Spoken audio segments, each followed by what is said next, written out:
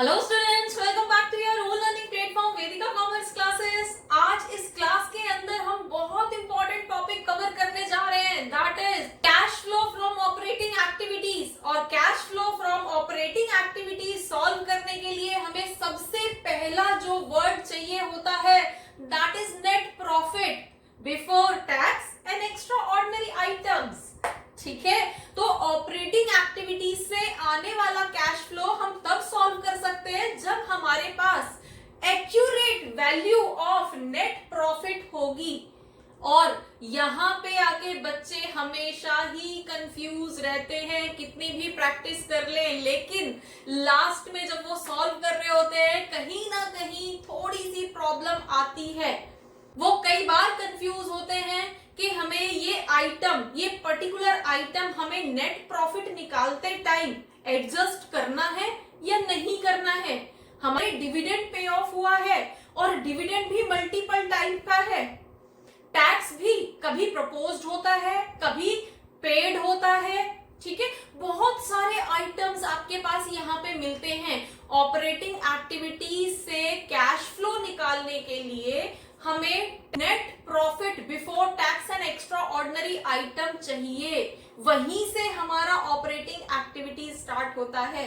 और cash flow के अंदर आप तो जानते हैं 3 एक्टिविटीज होती हैं, cash flow from operating activities, cash flow from financing activities and cash flow from investing activities. तो फाइनेंसिंग एक्टिविटीज में बहुत ज्यादा कुछ नहीं है, इन्वेस्टिंग एक्टिविटीज के अंदर बहुत ज्यादा कुछ नहीं है। ऑपरेटिंग एक्टिविटीज में ही अगर हम इस टॉपिक को छोड़ दें तो उसमें भी कुछ नहीं है। ऑपरेटिंग एक्टिविटीज में ही स्टूडेंट्स ज्यादातर कंफ्यूज होते हैं क्योंकि ये हमें यहाँ पे निकालना होता है। अब आज इस क्लास के अंदर हम इसी को सिंपल करेंगे, इसी को इजी करेंगे, इसी के कुछ छोटे छोटे ट्रिक्स बताएंगे जहां पे बच्चों की कंफ्यूजन दूर होगी। Without skipping this video keep watching until the end. ठीक है, चलिए अब आपकी क्लास के अंदर जो सिलेबस में दिया गया है that is indirect method of cash flow. ठीक है, indirect method of calculating cash flow statement. तो इनडायरेक्ट मेथड के अंदर जब हम ऑपरेटिंग एक्टिविटीज को सॉल्व कर रहे होते हैं तो वहां पे हमारी जो स्टार्टिंग होती है वो उस प्रॉफिट वाली वैल्यू से होती है। ठीक है, और फिर उसमें जाके हम दूसरी नॉन कैश, नॉन ऑपरेटिंग वगैरह वगैरह इस तरह के आइटम्स को एडजस्ट करते हैं। लेकिन वो तो सेकेंडरी चीजें हैं ना, प्राइमरी क्या है, फर्स्ट वो वैल्यू जो हमें सबसे पहले लिखनी है। और वो वैल्यू कहां से आएगी, यहां से। ठीक है, तो अब हम क्वेश्चन पे आते हैं कि प्रॉफिट हम कैलकुलेट करेंगे कैसे। अगर आपकी बुक के अंदर क्वेश्चन में स्टार्टिंग प्रॉफिट नाम से हो रही है, लाइक अगर क्वेश्चन के अंदर बोला गया है प्रॉफिट इस पर्टिकुलर ईयर का इतना है, तो उसका ट्रीटमेंट हम अलग तरह से करेंगे। ठीक है, और अगर क्वेश्चन में सरप्लस वर्ड दिया गया है तो उसका ट्रीटमेंट हम डिफरेंट तरीके से करेंगे। उसमें कुछ और आइटम्स होंगे जो एडजस्ट करने पड़ेंगे, तब जाके हमारा प्रॉफिट की वैल्यू एग्जैक्ट आ पाएगी। ठीक है, तो नेट प्रॉफिट हम कैसे निकालते हैं। हमारे पास क्वेश्चन 2 तरीके से दिया गया है। अगर क्वेश्चन की लैंग्वेज प्रॉफिट वर्ड से स्टार्ट होती है, क्वेश्चन के अंदर प्रॉफिट दिया गया है, profit for this year, profit for last year, whatever, तो हम ये वाला फॉर्मेट फॉलो करेंगे। और अगर क्वेश्चन में सरप्लस वर्ड यूज किया गया है तो हम दूसरा फॉर्मूला यूज करेंगे। ठीक है, तो हम फर्स्ट उसमें आते हैं, if the question is starting from profit word, then अब प्रॉफिट है ऑलरेडी, उसमें प्रॉफिट बोला गया है, मींस जितनी भी चीजें एडजस्ट होनी थी वो तो सब हो चुकी है। अब उसमें और बहुत ज्यादा तो चेंज करने नहीं है, तो हमें निकालना क्या है, net profit before tax and extraordinary items.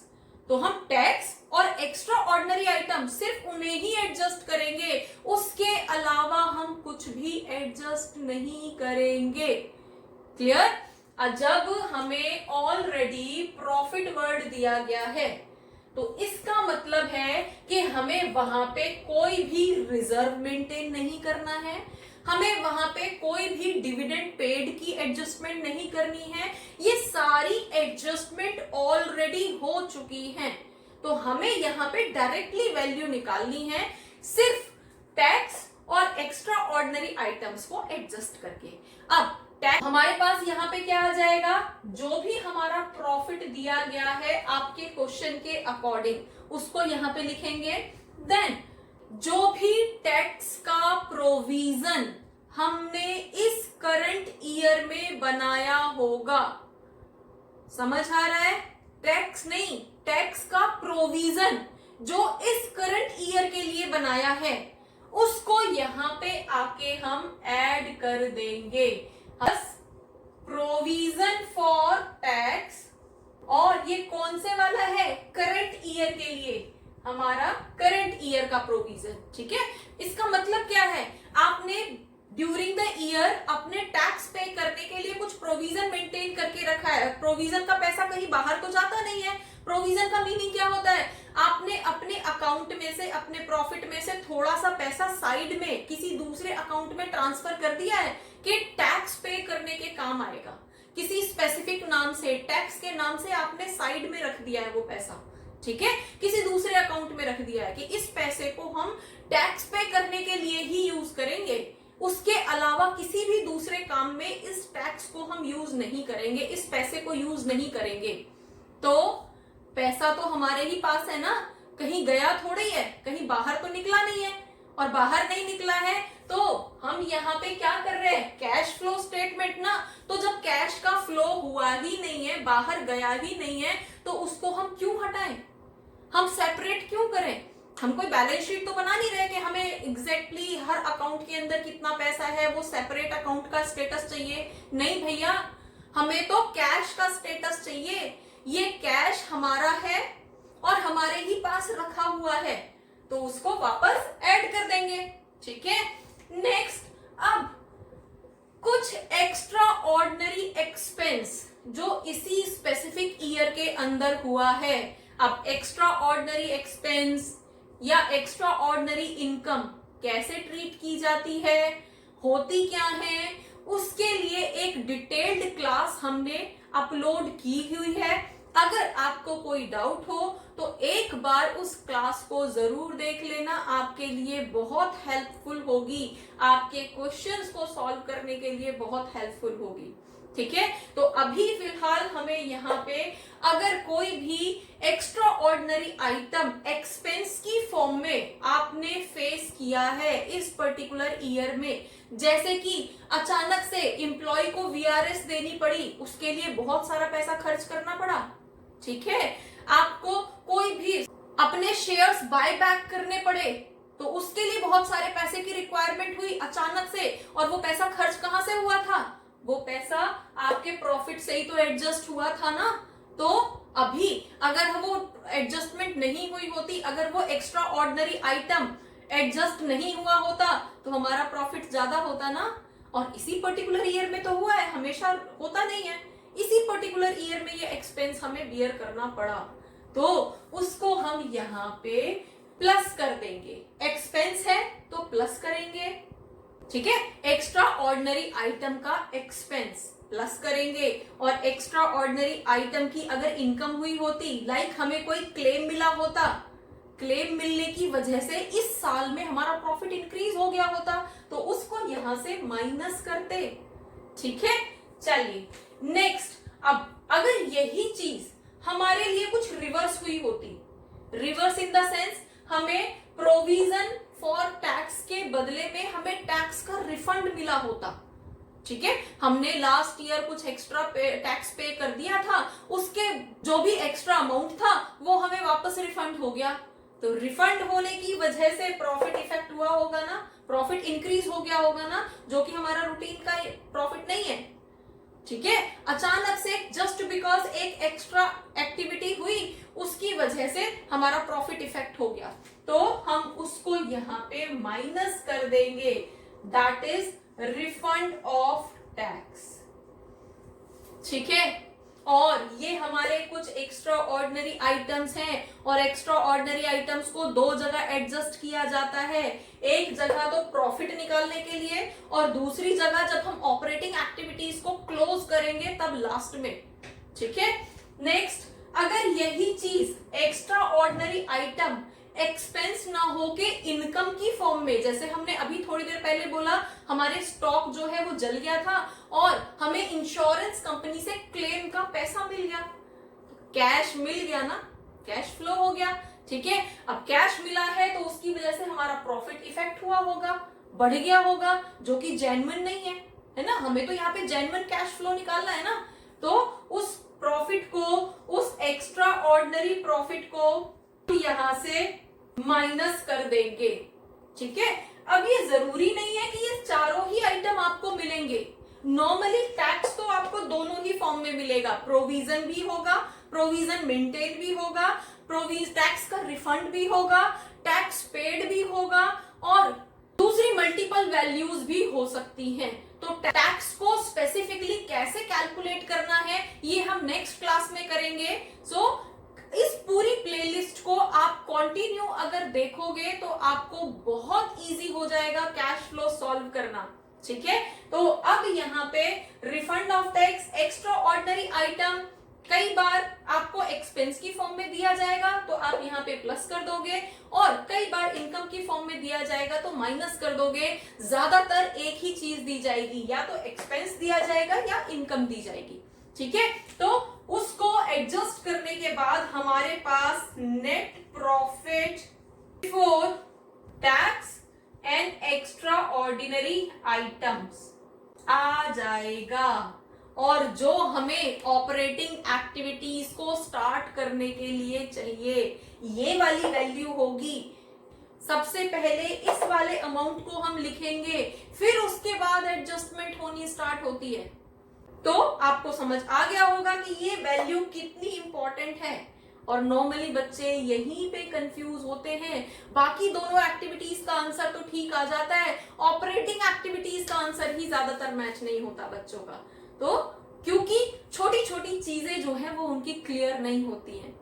ठीक है, नाउ अगर हमें क्वेश्चन के अंदर प्रॉफिट वर्ड ना देके बोल दिया सरप्लस है, surplus of this year is इतना और surplus of previous year was इतना, इस तरह से करके हमें स्टेटमेंट दे दिया जाता है, तो उसको कैसे सॉल्व करेंगे? सरप्लस होता क्या है? बेसिकली सरप्लस हमारा एक्यूमुलेटेड प्रॉफिट होता है। एक्यूमुलेटेड प्रॉफिट मतलब टोटल प्रॉफिट, उसमें अभी बहुत कुछ एडजस्टमेंट हुई नहीं है, उसमें से कोई रिजर्व मेंटेन नहीं हुआ है, उसमें से जो डिविडेंड का पैसा देना था अपने शेयर होल्डर्स को वो भी नहीं पे हुआ है, तो एक रफ प्रॉफिट है सरप्लस हमारा।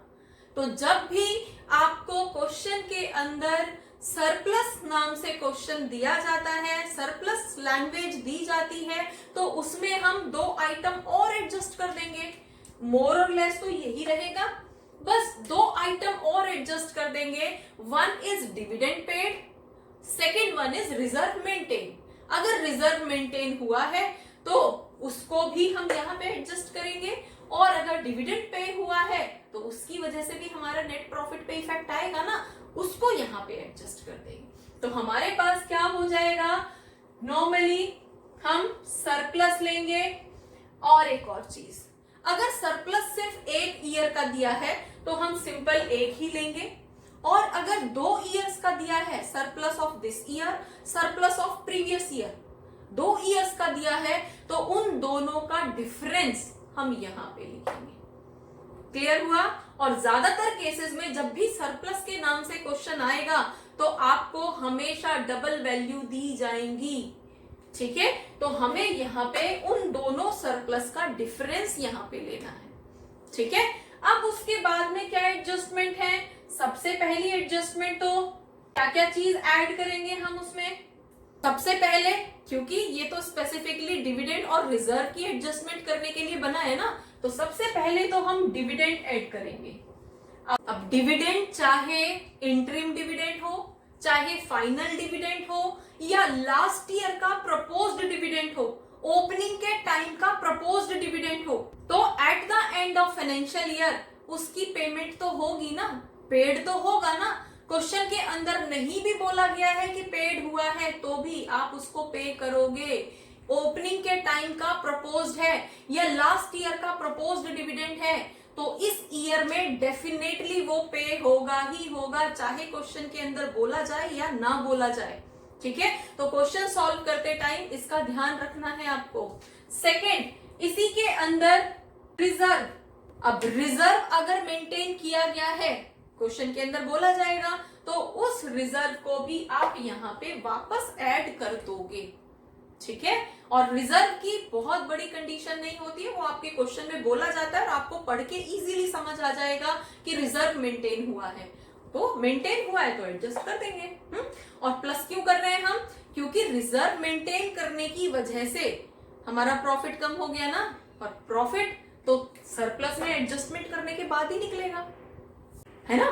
तो अब ये दोनों एडिशनल एडजस्टमेंट हो गई है, तो इसके बाद तो हमारी वही पुरानी वाली एडजस्टमेंट जो यहाँ पे हुई थी वही सेम यहाँ पे भी होंगी। तो नेक्स्ट वाली क्या आ जाएगी हमारी, tax provision for current year only.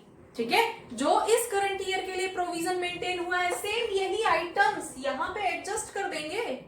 Next one, यहाँ पे क्या था, एक्स्ट्रा ऑर्डिनरी आइटम, जो भी एक्सपेंस था, एक्स्ट्रा ऑर्डिनरी एक्सपेंस को वापस प्लस कर देंगे। अब यहाँ पे हमें माइनस क्या करना है, अब माइनस करने के लिए तो बहुत कुछ बचा नहीं है, ये दोनों आइटम हमारे एक्सपेंस नेचर के थे तो सरप्लस में वापस ऐड कर दिया, प्रॉफिट में वापस ऐड कर दिया अपना एग्जैक्ट नेट प्रॉफिट निकालने के लिए। अब यहाँ पे लेस करने के लिए बहुत ज्यादा कुछ बचा नहीं है, सेम वही जो यहाँ पे था वही चीज वहां पे लेस हो जाएगी, that is refund of tax. अगर हमारा टैक्स का कुछ पैसा रिफंड होके आया है एंड हमारा कुछ एक्स्ट्रा ऑर्डिनरी आइटम अगर इनकम की फॉर्म में था और उसने मेरे प्रॉफिट को इंक्रीज कर दिया था तो यहाँ पे आके उसको माइनस कर देंगे। और लास्ट में हमारे पास again net profit before tax and extraordinary items आपके पास आ जाएगा, और इस वैल्यू को यूज करके आप ऑपरेटिंग एक्टिविटीज को सॉल्व करेंगे। ठीक है, तो नेक्स्ट क्लास में हम इस वैल्यू को यूज करके ऑपरेटिंग एक्टिविटीज को कैसे सॉल्व करते हैं ये पढ़ेंगे। Hopefully net profit before tax and extra ordinary item कैसे कैलकुलेट करते हैं, किस सिचुएशन में क्या एडजस्टमेंट करते हैं, आपको समझ आया होगा। For more keep watching, keep learning. Thank you.